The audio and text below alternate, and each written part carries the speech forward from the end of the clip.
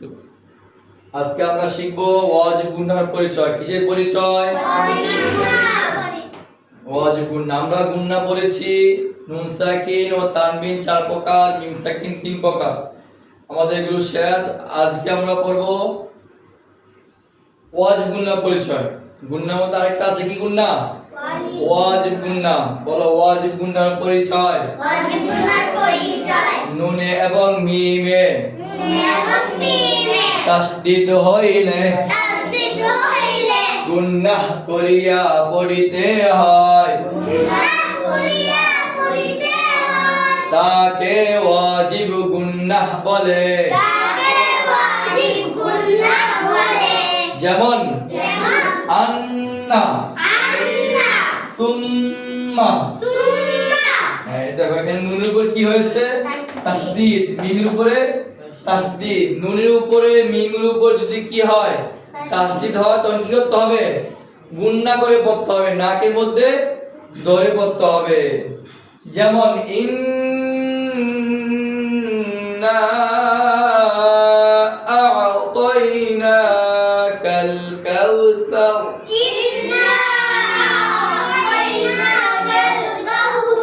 তো ইন্না কোন গুণনা হবে?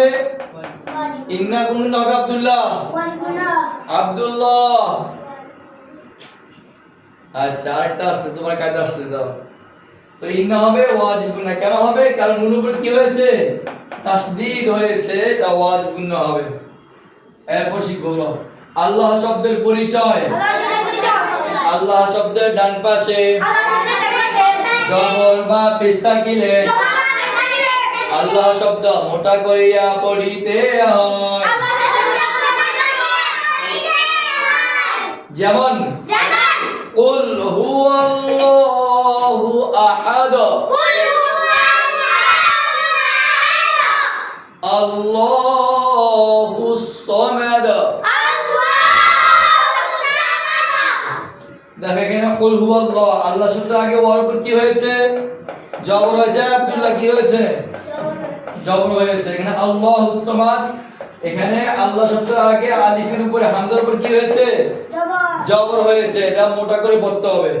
কে যদি বলে আল্লাহুস সামাদ, শুদ্ধ না অশুদ্ধ? আল্লাহু আকবার।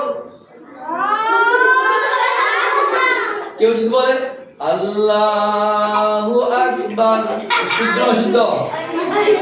কি হবে? এই আব্দুল্লাহ, তুমি বলো আব্দুল্লাহ, এটা মোটা হয়েছে চিকন হয়েছে? আব্দুল্লাহ, এই বলো আব্দুল্লাহ কি হয়েছে? আব্দুল্লাহ তাকাও, তাকাও, আব্দুল্লাহ তাকাও। আব্দুল্লাহ কি হয়েছে? মোটা। মোটা কেন হয়েছে? আল্লাহ শব্দের আগে দালের উপর কি হয়েছে? পেশ। পেশ হয়েছে, জন্য কি করতে হবে? আব্দুল্লাহ মোটা। ক্বালা ইন্নী, এটা কোরআন নাম, যেটা কোরআন মাজিদে একটা আয়াত হলো সূরা মারিয়ামের মধ্যে আছে, 16 নম্বর পারার মধ্যে আছে ক্বালা ইন্নী আবদুল্লাহ। এই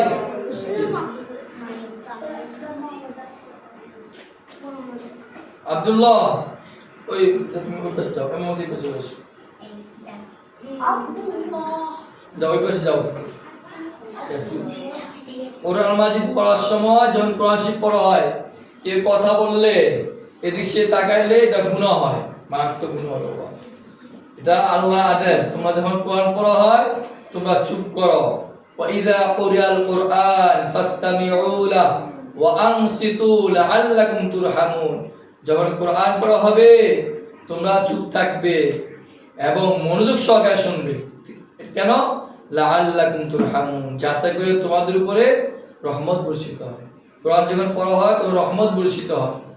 আমরা রহমতের সময় যে আমরা যুদ্ধ শুরু করে দিয়ে মারামারি হবে, দুষ্টামিগুলো হবে, গুনাহ হবে। এটা আল্লাহর আদেশ। কোরআন শরীফ পড়ার সময় যে কোরআন শরীফ পড়া হয় তোমরা শোনো, চুপ করে শোনো, চুপ থাকো এবং শোনো। এরপরে বলা আল্লাহ শব্দের ডান পাশে যে থাকিলে আল্লাহ শব্দ চিকন করে পড়িতে হয়। যেমন আউযু বিল্লাহ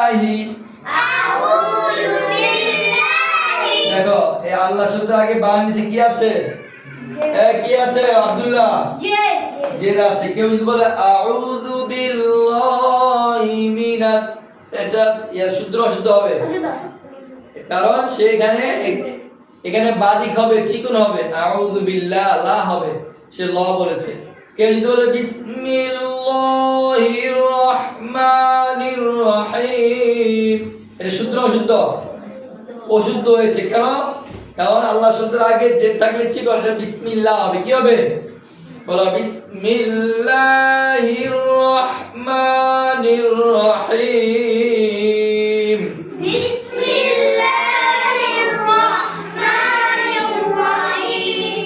তো আমরা জানলাম আল্লাহ শব্দের আগে জবর পেশ থাকলে আল্লাহ শব্দকে মোটা করে পড়তে হবে, ল। আর যদি আল্লাহ শব্দের আগে জেদ থাকে তখন আল্লাহ শব্দকে চিকন করে পড়তে হবে, লা। ল বাংলাতে ল আকার লা পড়তে হবে, ঠিক আছে? এরপর কলকলা বলো, বলো কলকলা অর্থ ধাক্কা দিয়ে পড়া। কলকলা হরফ পাঁচটি, কফ ক বা জিম দাল। এই বা হরফে জজম হইলে কলকলা করিয়া পড়িতে হয়। যেমন আক, আব, আবে, আজে, আদে। কুল হুয়াল্লাহু আহাদ, আল্লাহুস সামাদ, লাম ইয়ালিদ ওয়া লাম ইউলাদ ওয়া লাম ইয়াকুল লাহু কুফুয়ান আহাদ।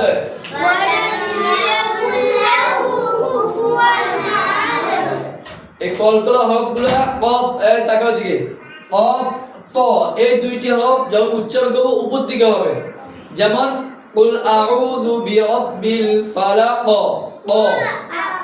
তারপরে আল্লাযী আত, আত, আতে হবে না। আর এই বাকি তিনটি হরফ পড়ার ক্ষেত্রে আমরা কলকলার ক্ষেত্রে নিচের দিকে যাবে। যেমন আহাদ, আল্লাহুস সামাদ, লাম ইয়ালিদ, নিচের দিকে থাকবে। এটা খেয়াল করো তোমরা, একটু হালকা নিচের দিকে থাকবে। আর কফ ত পড়ার সময় কি হবে? উপরের দিকে হবে। ওয়াতাওয়াসাউ বিল হক, উপরের দিকে হবে। আল্লাযী আত, আতে হবে না। আবে, আজে, আদে, তিনটা এভাবে হবে। আর দুইটা হবে কি হবে? আত, আক, উপরের দিকে, ঠিক আছে? তো আমরা আজকে শিখলাম কি ওয়াজিব গুন্না, তারপর আল্লাহ শব্দের পরিচয়, আরটা হলো কিসের পরিচয়? কলকলার পরিচয়। কলকলা যে পাঁচটা কফ ত বা জিম দাল, এগুলোকে একসাথে বলা হয় কুতুবু জাদ্দিন। কি বলা হয়? কুতুবু জাদ্দিন একসাথে বলা হয়। আমরা যা শিখলাম ইনশাআল্লাহ আগামীকাল এই তিনটা নিব তোমাদের থেকে। সবাই পড়া শুরু করে দাও।